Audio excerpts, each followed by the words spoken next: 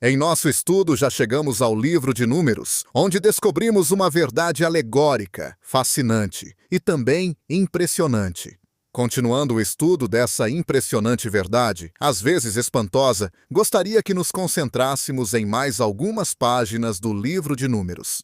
Por exemplo, no capítulo 12, há uma passagem de Moisés que é muito interessante. Sabe, eu fico impressionado com o que o livro fala sobre a grandeza de Moisés. O último capítulo de Deuteronômio afirma que ele era um homem inigualável, um dos mais importantes homens de Deus que já existiu.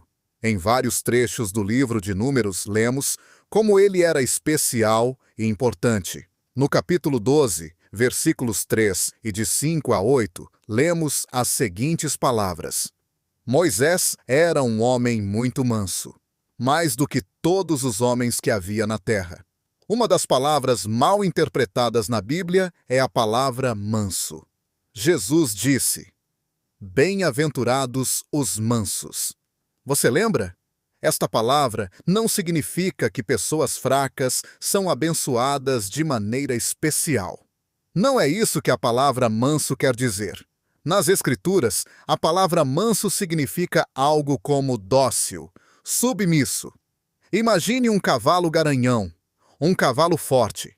Quando esse cavalo é domado, recebe freio na boca, cabreço na cabeça e sela nos lombos. Não quer dizer que tenha se tornado fraco. Ele está manso. É esse o significado de manso na Bíblia. Jesus disse: "Tomai sobre vós o meu jugo e aprendei de mim, porque eu sou manso." Em que sentido Jesus era manso? Ele era manso porque sempre fazia a vontade de seu Pai. Ele podia dizer: "Eu sempre faço aquilo que agrada ao Pai." Ele se tornou manso porque aceitou completamente o jugo da vontade do Pai. Jesus nos disse: "Tomai o meu jugo e sede mansos." Quando Saulo de Tarso se converteu, quando ele conheceu a Jesus de forma tão dramática, a caminho de Damasco, ele perguntou: "Quem é, Senhor?" E depois disse: "Senhor, que queres que eu faça?" Seu nome foi trocado de Saulo para Paulo. Saulo quer dizer poderoso. Paulo significa pequeno ou ninguém. O que aconteceu com Saulo de Tarso a caminho de Damasco foi que ele simplesmente tornou-se manso. É isso que mansidão quer dizer. Quando entendemos a definição da palavra manso, compreendemos o elogio feito a Moisés. Moisés era um homem muito manso. Temos aqui uma grande declaração a respeito de Moisés e Arão. No nosso último estudo, vimos que Deus trocou uma nação de mais de 2 milhões de pessoas por apenas 2 homens. Você lembra? Caleb e Josué, porque eles creram em Deus e o seguiram incondicionalmente. Agora vemos Deus falando que trocaria a nação inteira por um homem apenas. Ele disse: "Com pestilência o ferirei e o rejeitarei, mas farei de ti povo maior e mais forte do que este." Dá para perceber quais são os valores de Deus? Deus valorizou tanto assim esse homem manso porque ele estava disposto a fazer a vontade de Deus. Por isso Deus trocaria toda uma nação por um homem apenas. Acho isso impressionante. Impressionante também é a intimidade que Moisés tinha com Deus. No livro de Êxodos, Deus disse a Moisés que havia um lugar perto dele que ele queria que Moisés habitasse. E Moisés decidiu que era nesse lugar onde ele queria estar. Moisés queria estar perto de Deus, e ele estava perto de Deus como ninguém tinha antes ficado. Ele estava tão perto de Deus, e Deus o valorizava tanto, que chegaria a trocar uma nação inteira por ele. Sabe, isso é impressionante. Continuando o estudo da vida de Moisés, é impressionante ver que Moisés não entrou na terra prometida. No final, Deus não trocou uma nação inteira por Moisés. Deus trocou a nação inteira por Caleb e Josué. O pecado de Moisés, no capítulo 20, é um dos mistérios do livro de Números. Algumas vezes achamos que Deus não é justo, e esse é uma das vezes, talvez que muitas pessoas até chegam a pensar: Deus, isso não é justo. Quando você vê Moisés, um homem tão importante, e o erro sem importância que cometeu, você se pergunta: por que Deus o puniu, dizendo que ele não poderia entrar na terra prometida? O relato continua assim. Disse o Senhor a Moisés: toma a vara adjunta. O povo, tu e teu irmão, Arão na presença deles. Ordenei a rocha que dê as suas águas. Assim lhes tirareis água da rocha e dareis a beber ao povo e aos seus animais. Então Moisés tomou a vara de diante do Senhor, como lhe tinha ordenado. Moisés e Arão reuniram o povo diante da rocha. Eles disseram: ouvi agora, rebeldes! Porventura tiraremos água desta rocha para vós? Então Moisés levantou a mão e feriu a rocha 2 vezes com a sua vara. A água jorrou abundantemente, e a congregação e os seus animais beberam. Mas o Senhor disse a Moisés e a Arão: visto que não cristes em mim, para me santificartes diante dos filhos de Israel, não introduzireis este povo na terra que lhe dei. Nós nos referimos a esse incidente como o pecado de Moisés. Não parece um exagero? O pecado desse homem parecia muito pequeno, especialmente se comparado com os pecados do povo com o qual ele estava lidando. Quando você pensa em toda a paciência que ele teve no deserto durante 40 anos, em tudo que ele teve que aguentar. E porque, uma vez ele perdeu a paciência, Deus disse: chega, Moisés, você não vai entrar na terra prometida. Olha, para nós isso parece duro demais, não é verdade? Há algumas considerações que devemos fazer com respeito ao castigo de Deus. Primeiramente, devemos dizer: o juiz e toda a justiça não julgaria com justiça? Nós não temos o direito de sugerir a Deus o que é justo e o que não é. É Deus quem determina o que é o certo e o que é justo.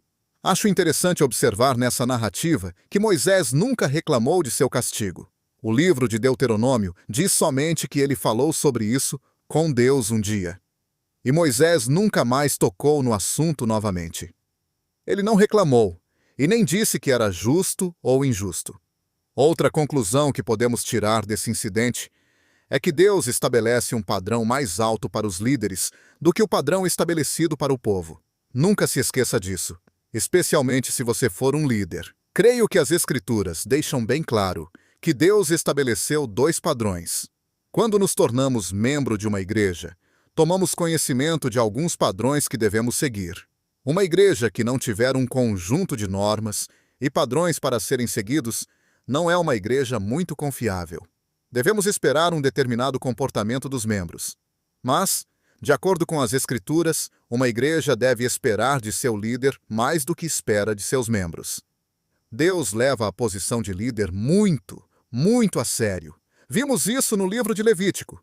Moisés ocupava a posição de liderança. E o que seria um pequeno erro para os outros por causa da posição que ele ocupava? Deus não considerava um pequeno erro. Aparentemente, seu pecado foi mais ou menos assim. Primeiro Deus disse: ordenai a rocha que te dê as suas águas.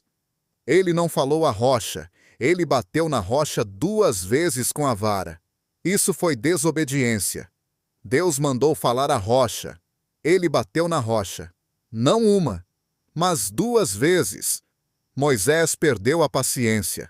Ele disse: ouvi agora, rebeldes, porventura tiraremos água dessa rocha para vós? É óbvio que Moisés estava bravo. Deus acusou Moisés de outro pecado. Ele disse: não crestes em mim. Eu não estou bem certo do que isso significa, mas Deus diz: visto que não crestes em mim, para me santificar diante dos filhos de Israel. Sabe, percebemos aqui a seriedade do pecado de Moisés. Você se lembra quando Deus ensinou a Moisés todos aqueles segredos espirituais? Moisés, você não é o libertador. Eu sou e eu estou com você. Você não pode libertar ninguém, mas eu posso e estou com você. Moisés, não é o que você quer, é o que eu quero e eu estou com você. Então, quando aconteceu, Moisés, você não fez isso. Eu fiz porque estava com você. Deus havia ensinado essas lições a Moisés. O pior erro de Moisés foi ter dito: porventura tiraremos água dessa rocha para vós.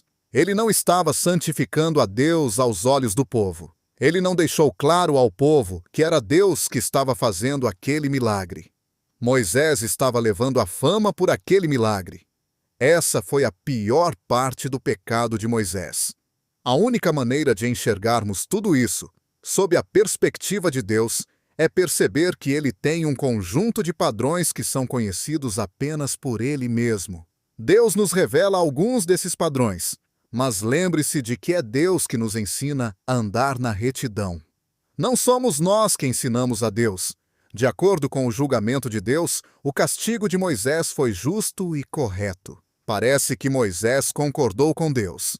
No capítulo 11 do livro de Números, há outro incidente interessante envolvendo Moisés. Às vezes ouvimos expressões como ele teve um esgotamento nervoso, isso para descrever quando as pessoas chegam ao seu limite.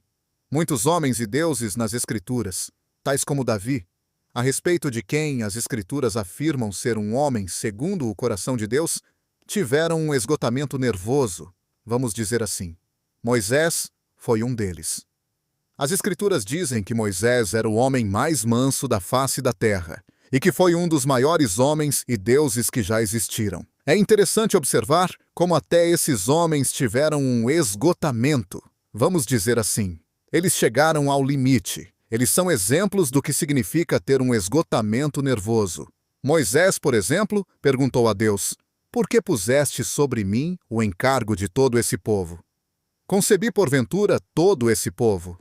Gerei-o eu para que me dissesses: leva-o em teus braços à terra que juraste a seus pais." Você já se sentiu assim? Acho que todos esses grandes homens de Deus, como Moisés, Elias, Jó, Davi, o apóstolo João, sentiram-se assim em algum momento e até oraram, né? "Senhor, me mata! Eu quero é morrer!" Você já desejou isso? Creio que isso acontece com muita gente. E acho que também acontece com pessoas de Deus, porque as Escrituras contam o que aconteceu com grandes homens de Deus. O esgotamento foi tão intenso que eles desejaram que Deus tirasse-lhes a vida. Nós não conhecemos a vontade de Deus. Por isso, muitas vezes pedimos o que é errado. E porque Deus nos ama, Ele não responde aquelas orações que não estão de acordo com a sua vontade. Por essa razão, devemos orar dizendo: "Seja feita a tua vontade, Pai, assim na terra como no céu."